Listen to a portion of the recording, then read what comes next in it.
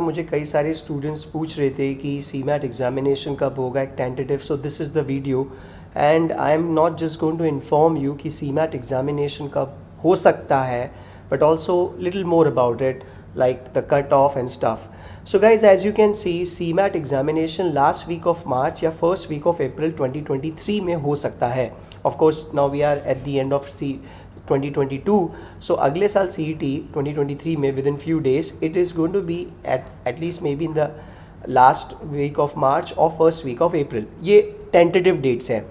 NTA, National Testing Agency, the team that organizes or that conducts the examination is going to conduct the examination, and they're going to schedule the registration dates most likely in February.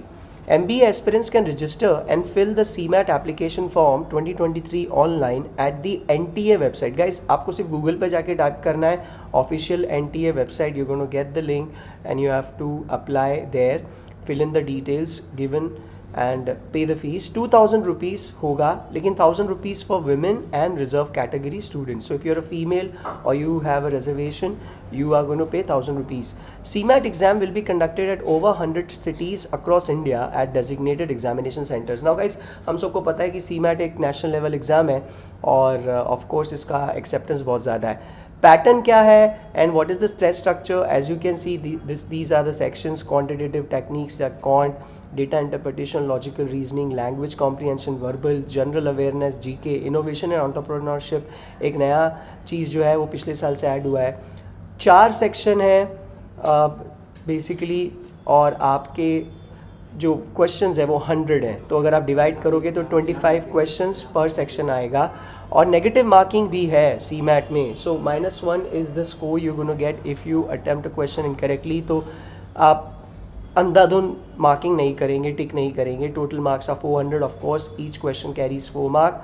Sectional time limit नहीं होती guys, जैसा कि cat में होता है कि आपको हर एक सेक्शन का एक बाइफिकेशन होता है और उसके ऊपर आपको टाइम अपना मैनेज करना होता है. अगर आप 40 मिनट्स वर्बल में रहते हैं तो उसके बाद ऑटोमेटिकली सबमिट हो जाता है, यू गो फॉरवर्ड. मैं बात कर रहा हूँ कैट एग्ज़ाम की.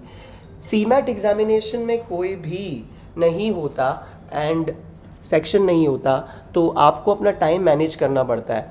डिफ़िकल्टी लेवल जो है वो मॉडरेट टू डिफ़िकल्ट है. 3 hours 180 minutes का ये टेस्ट है.